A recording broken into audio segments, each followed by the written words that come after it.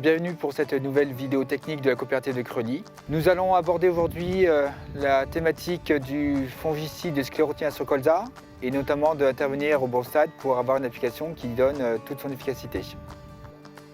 Le sclérotinia est la maladie principale sur la culture du colza. Elle peut être aussi la plus préjudiciable. En termes de nuisibilité, elle peut atteindre 10 à 15 quintaux suivant les années et le contexte pédoclimatique. Du fait de sa nuisibilité très importante, le stade d'intervention du fongicide sur le colza est très important. Il faut vraiment intervenir à chute des premiers pétales. Le stade optimal pour faire l'application contre le sclérotinia est le stade G1. Donc ce stade est très important. Il est important de bien le maîtriser pour avoir vraiment la pleine efficacité du produit. Au niveau des parcelles de colza aujourd'hui, selon les variétés, nous avons des stades qui sont complètement différents. Dans notre essai variétal de cette année, nous avons une trentaine de variétés différentes. Sur notre essai variétal, nous avons vraiment de très grosses différences au niveau précocité à floraison. Nous avons là une variété qui est au stade E, les boutons sont séparés. Nous n'avons aucune fleur d'ouverte actuellement. Pour la variété à côté, nous avons les premières fleurs qui sont ouvertes. Ceci correspond au stade F1.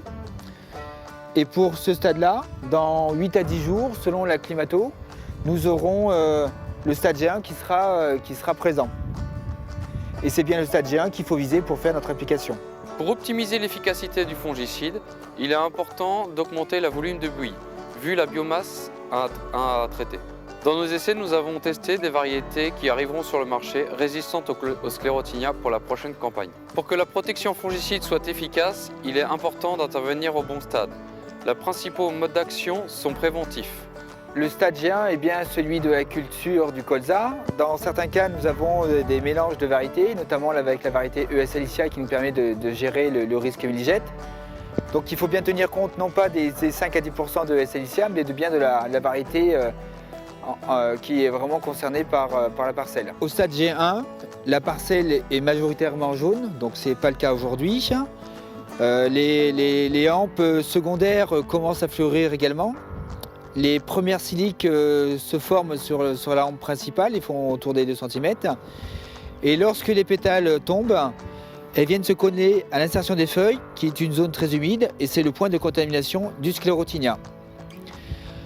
Pour atteindre les pétales qui seraient collés sur des étages plus en bas, au niveau de la tige, il est important de bien maîtriser la pulvérisation et notamment donc de traiter à des volumes de bouillie qui sont supérieurs à 120 litres l'hectare pour justement atteindre vraiment que le produit atteigne ces zones de contamination potentielle. Il faut être très vigilant sur les résidus de molécules dans le pulvérisateur. Tous les ans, nous avons des accidents.